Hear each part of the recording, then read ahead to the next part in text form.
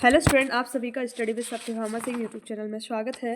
तो आज जो हम काफ़ी ज़्यादा इंपॉर्टेंट क्वेश्चंस आपके महिला परीक्षा के एग्ज़ाम के लिए लगाने वाले हैं, इनमें से आपके एग्ज़ाम में डेफिनेटली जो क्वेश्चंस हैं उनमें से 4 से 5 क्वेश्चन आपको देखने को मिल सकते हैं।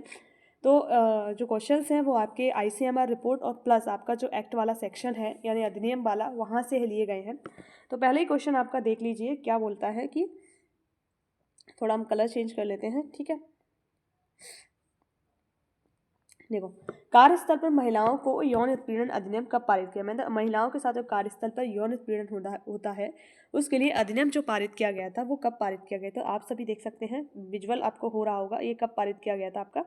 तो आप बताइए कब पारित किया गया है? ये पारित किया गया था 2013 में। तो इसको रट लीजिए, इस क्वेश्चन को आपके एग्जाम में आएगा ये वाला। सखी वन स्टॉप सेंटर की स्थापना कब हुई? जो सखी वन स्टॉप सेंटर है इसकी स्थापना कब हुई?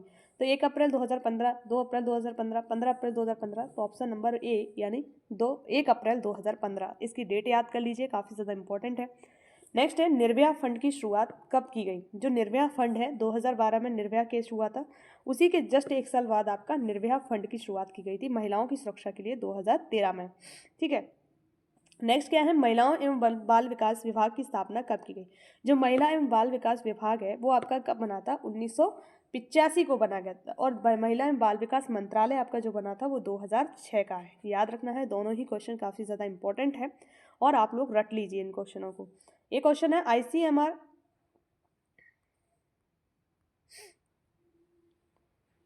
ICMR का मुख्यालय कहाँ है? जो आपका Indian council medical research Indian council of medical research है, इसकी स्थापना 1911 में हुई थी और इसका हेडक्वार्टर कहाँ पर है? न्यू दिल्ली में है। याद रख लेना, न्यू दिल्ली है।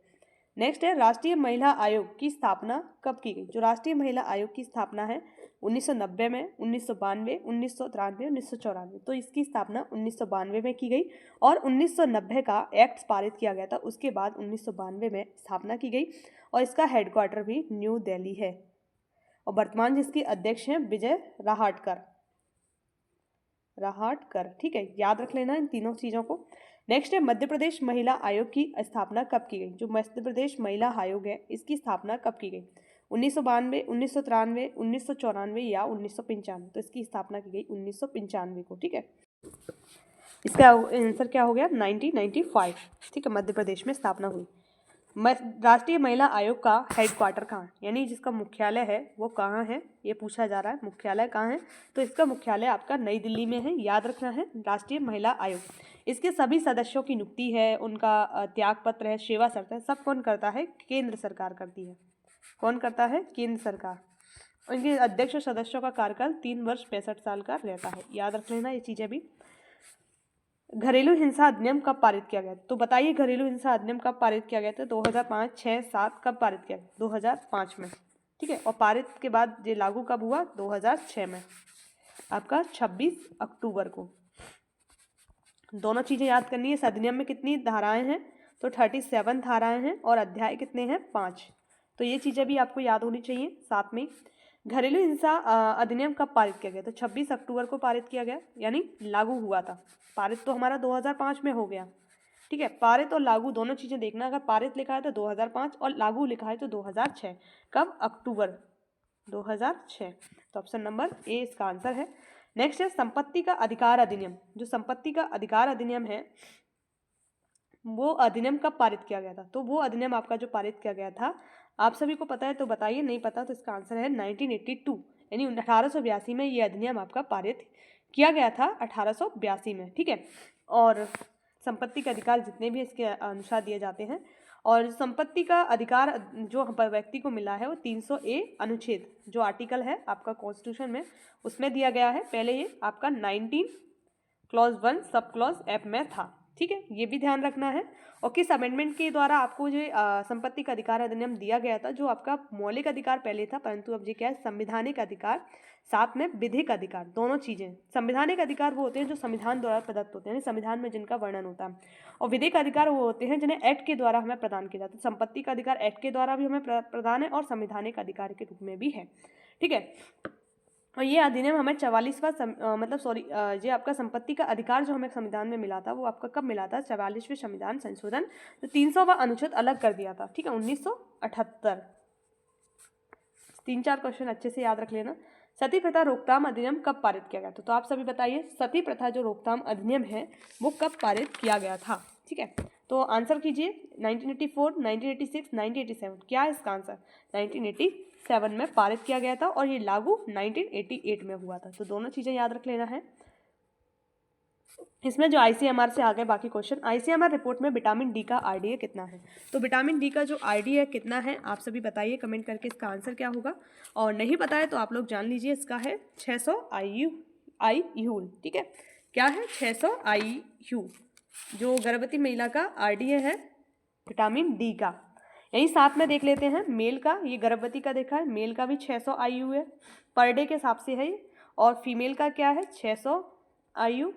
अगर जो दूध पिलाने वाली महिला है, धात्री महिला, जो धात्री महिला है उसका भी 600 IU है। साथ में ये तीनों चीज़ें भी याद हो गई हमें। ठीक है, नेक्स्ट क्या है? नेशनल फैमिली हेल्थ सर्वे सर्वे 5 है अभी। ठीक है, के अनुसार मध्य प्रदेश का कुल जो प्रजनन क्षमता कितनी है? मध्य प्रदेश की कुल प्रजनन क्षमता 2.0 है।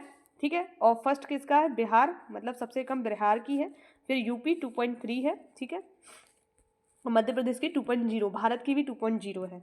आईसीएमआर रिपोर्ट में 2020 के अनुसार जो धात्री महिलाएं हैं, यानी जो दूध पिलाती हैं बच्चे को, महिला के लिए कार्बोहाइड्रेट की मात्रा कितनी होनी चाहिए, ये पूछा है। तो जो कार्बोहाइड्रेट की धात्री महिला के लिए कितना होना चाहिए, तो वो है आपका 200 ग्राम। वहीं अगर मेल के लिए क्या पूछा जाए, यानी पुरुष के लिए कितनी चाहिए कार्बोहाइड्रेट, तो 130 ग्राम। अगर फीमेल है यानी महिला है तो 130 ग्राम। और गर्भवती महिला है तो आपकी जो प्रेग्नेंट लेडी है उसके लिए 175 ग्राम है। तो ये तीनों चार क्वेश्चन भी हमारे यहीं पे कंप्लीट हो गए। ठीक है, नेक्स्ट है आईसीएमआर रिपोर्ट 2020 के अनुसार एक गर्भवती को प्रतिदिन कितने आयरन की आवश्यकता होती है?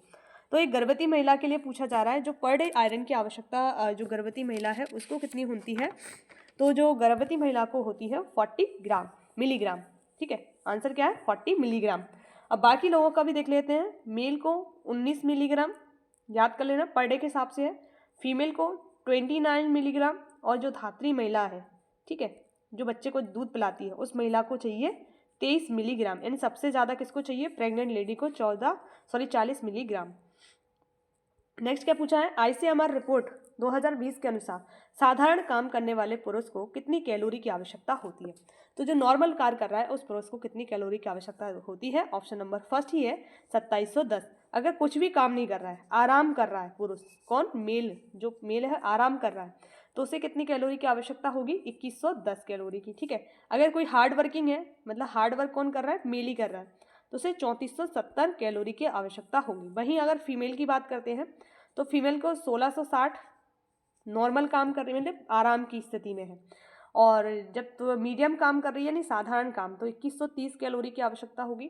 अगर हार्ड वर्किंग है, मतलब हार्ड वर्क कर रही है फीमेल, तो 2720 कैलोरी की उसे आवश्यकता होगी। तो ये तीनों चारों हमने रेशियो देख लिए।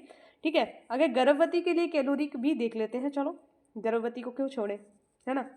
तो हमारे सारे यहीं पर रिवीजन भी हो रहे हैं और साथ में क्वेश्चन भी लग रहे हैं। तो ठीक है, गर्भवती महिला को जो नॉर्मल मतलब उसे 2130 कैलोरी चाहिए, इसी में प्लस कौन कर देंगे? 350 कैलोरी अतिरिक्त चाहिए। धात्री महिला है जो बच्चे को दूध पिला रही है, 2130 में प्लस कर देंगे कितना? 600। यानी प्रेग्नेंट लेडी 350 ले रही है और जो धात्री महिला है 600 कैलोरी एक्स्ट्रा सेवन कर रही है। नेक्स्ट है आईसीएमआर रिपोर्ट के अनुसार गर्भवती महिला को अतिरिक्त ऊर्जा की आवश्यकता होती है। तो कितनी ऊर्जा की है? अभी हमने पढ़ा 350, इसमें ऑप्शन ही नहीं है। क्या पूछा है इसमें? आईसीएमआर में गर्भवती महिला अतिरिक्त ऊर्जा की आवश्यकता होती है, तो इसमें अतिरिक्त जो ऊर्जा है 350 इसका आंसर है, इसमें दिया नहीं है, तो ऑप्शन नंबर ए हो जाएगा 350। ठीक है, नेक्स्ट क्या है? आईसीएमआर रिपोर्ट के अनुसार पुरुष को प्रोटीन की प्रतिदिन आवश्यकता होती है। जो पुरुष होता है उसमें प्रोटीन की प्रतिदिन आवश्यकता होती है। तो देख लीजिए 54 ग्राम प्रतिदिन प्रोटीन की आवश्यकता किसमें होती है? पुरुष को होती है। वहीं फीमेल पूछा जाए तो ये फीमेल का दिया है। ठीक है, कितना? 45.7 ग्राम जो है प्रोटीन है उसकी आवश्यकता होती है फीमेल को, यानी जो फीमेल है, महिला है उसको। ठीक है, 9.5 किसको है? गर्भवती महिला को। गर्भवती महिला को किस समय? जो सेकेंड ट्राइमेस्टर पीरियड होता है। और 22.5 गर्भवती महिला है, परंतु कौन सा? थर्ड ट्राइमेस्टर वाली। ठीक है, नेक्स्ट है आईसीएमआर रिपोर्ट 2020 के अनुसार गर्भवती माता को प्रतिदिन कितने फॉलिक एसिड की आवश्यकता होती है? तो जो फॉलिक एसिड है उसकी पर डे गर्भवती माता होती है उससे कितनी आवश्यकता होती है, तो 570 मिलीग्राम आवश्यक होती है। ठीक है, याद रखना है, सारे क्वेश्चन काफ़ी ज़्यादा इंपॉर्टेंट है, साथ में हम एक्स्ट्रा नॉलेज भी ले रहे हैं इससे। प्रत्येक क्वेश्चन के साथ कुछ ना कुछ 3-4 क्वेश्चन हम सॉल्व भी कर रहे हैं। तो हमारे 25 क्वेश्चन है, हमने लगभग 50 क्वेश्चन इससे संबंधित कर लिए हैं। ठीक है, नेक्स्ट क्या है, नेक्स्ट है आपका ICMR रिपोर्ट 2020 के अनुसार अनाज का प्रयोग प्रतिदिन करना चाहिए, मतलब अनाज का प्रयोग हमें पर डे कितना करना चाहिए ये पूछा गया है। तो अनाज का प्रयोग हमें जो प्रतिदिन करना चाहिए, ऑप्शन नंबर ए 250 ग्राम। और हम यही साथ में देख लेते हैं दालों का जो यूज़ है पर डे प्रति व्यक्ति को कितना करना चाहिए, 85 ग्राम। ये रिपोर्ट आपकी 2024 की है। ठीक है, याद रखना है, 20 गलती से लिख गया है, 24 है। और दालें आपने देख लिया 85 ग्राम, और इससे जो एनर्जी मिलती है 40%, सबसे ज़्यादा एनर्जी मिलती है 42% अनाज से। ठीक है, ये याद रखना है। और एक और चीज़ देख लिए, हरी सब्जी हमें 400 ग्राम पर डे अपने भोजन में रखनी चाहिए, और फल हैं वो 100 ग्राम रखने चाहिए इस रिपोर्ट के अनुसार। और आपके जो नट्स यानी जो सीड्स हैं उनका जो 35 ग्राम्स रखना चाहिए, और जो बसा है यानी फैट हमें 27 ग्राम पर डे लेना चाहिए। ठीक है, ये सभी हमारे क्या हैं, और टोटल हमें 1200 ग्राम जो ऊर्जा भार इन सभी का होना चाहिए। ठीक है, नेक्स्ट क्या है, ICMR रिपोर्ट 2024 के अनुसार दूध का प्रतिदिन महिला को और पुरुष को सेवन करना चाहिए। तो महिला पुरुष को दूध का सेवन करना चाहिए 300 मिलीलीटर का ml। ठीक है, पहले ये 2000 आपका पुरानी रिपोर्ट थी 10 की, तब ये 250 मिलीलीटर था, ml था। ठीक है, क्योंकि दूध को लीटर में नापते हैं हम। ICMR रिपोर्ट 2020 के अनुसार महिला को कितनी आयरन की आवश्यकता का सेवन, मतलब आयरन की मात्रा का सेवन करना चाहिए। जो महिला होती है उसे 29 मिलीग्राम।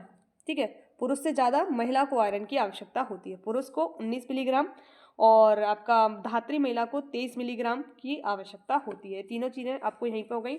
अगर फीमेल पूछा जा रहा है 29 मिलीग्राम, मेल पूछा जा रहा है तो आपका 19 मिलीग्राम, अगर आपको 23 मिलीग्राम यानी आपका धात्री महिला पूछा जा रहा है, अगर आपकी प्रेग्नेंट लेडी पूछा जा रहा है तो 40 मिलीग्राम। ठीक है, ये तीनों क्वेश्चन हमने साथ में कर लिए।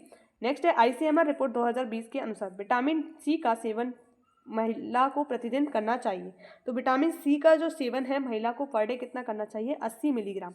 वहीं अगर मेल आ जाता है यानी पुरुष आ जाता है तो पुरुष को यहाँ पर क्या पूछा जाए, महिला का 65 है, पुरुष का 80 है, यानी पुरुष को ज़्यादा विटामिन सी का कंज्यूम करना है। और गर्भवती महिला को 65 यानी नॉर्मल 65 है प्लस 15 कर दो तो ये गर्भवती महिला का क्या निकल जाएगा, विटामिन सी का सेवन निकल जाएगा। इतना पर डे उसे करना ज़रूरी है। और धात्री यानी जो बच्चे को दूध पिला रही है उसको भी 65 प्लस 50।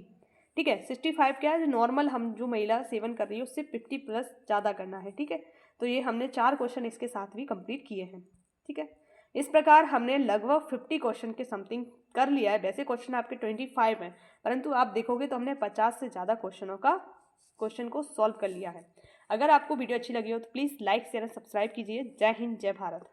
और आप ये बताइए कि आपका स्कोर कितना रहा, 25 में से आपने कितने क्वेश्चन सही किए, और आपको वीडियो कैसी लगी ये ज़रूर बता के जाना है आप सभी को, क्योंकि आप लोगों के कमेंट से ही मैं और अच्छी वीडियो बनाती हूँ, क्योंकि वहीं से मुझे पता चलता है कि आप लोग किस तरह की वीडियो चाहते हो, किस टॉपिक पे चाहते हो। तो आप लोग ज़रूर कमेंट करिए। ठीक है, जय हिंद, जय भारत। और आपका एग्ज़ाम अच्छा जाए, जिसका आज एग्ज़ाम है उसके लिए ऑल द बेस्ट। अगर दोपहर वाली शिफ्ट का है तो वो इस वीडियो को देख सकता है, कहीं इसमें से भी उसे क्वेश्चन देखने को मिल सकते हैं। अगर कल है जिसका एग्ज़ाम तो वो भी आप देखो, और आप लोग अच्छे से अपने एग्ज़ाम की तैयारी करो। जय हिंद, जय भारत।